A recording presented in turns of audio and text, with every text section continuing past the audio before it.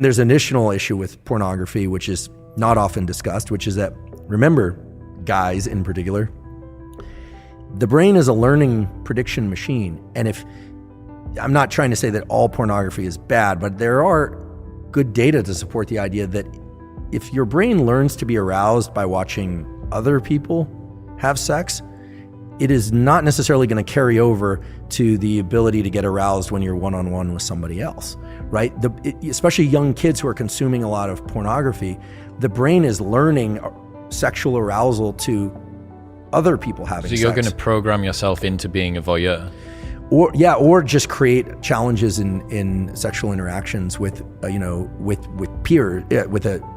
real partner. Right? Mary Harrington has the 3 laws of pornodynamics, and the second law of pornodynamics is the law of FAP entropy, and it says that whatever you start out wanking to will get progressively more intense over time. And I think that this is sort of speaking to that ever sort of escalating amount of the wildness that you need to watch in order to get an ever decreasing stimulus that comes back. Yeah, and here I'm approaching this only through the lens of biology, right? I'm not a psychologist, and I'm certainly not political in any way. At least not. I have ideas about politics, but I just don't discuss them publicly.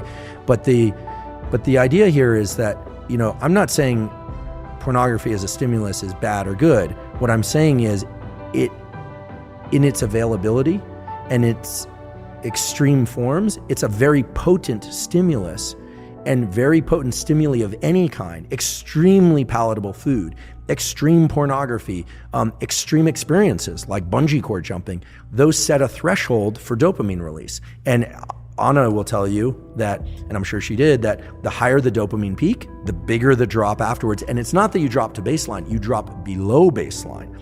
So again, it's not, these things aren't good or bad, they just have to be controlled in a way, because when people are pursuing dopamine peaks over and over and over and they aren't getting them, typically it's because they've been pursuing that activity far too often.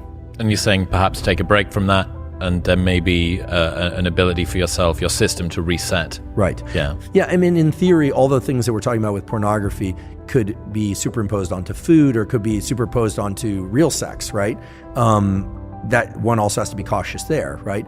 But the cycling back and forth between dopamine and low dopamine states, dopamine fasting as it were, but maybe just low dopamine states, these are natural rhythms that existed in the nervous system. We have to remember what the dopaminergic system is there for. I'll say it again, I wasn't consulted at the design phase, but we know as a generic form of motivation and pursuit, you can imagine the human or the animal that's hungry or thirsty.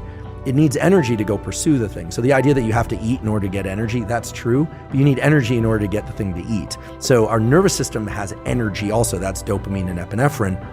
Yes, we use glucose and glycogen, et cetera, when we're pursuing things, but the idea here is you're pursuing something, and then either by smell or by sight, you think you're on the right track. So you go down that track, and then, there it is. You get some berries, or you get, let's get prehistoric about this, or you get to kill the prey and eat it, and then it gives you energy to continue this pursuit or to reproduce. I mean, there's a reason why humans and other animals seek out reproduction, is that every species, but certainly humans, have 2 innate desires built into them. Whether or not they decide to actualize this or not is the desire to protect young and make more of its own species. Every successful species does that.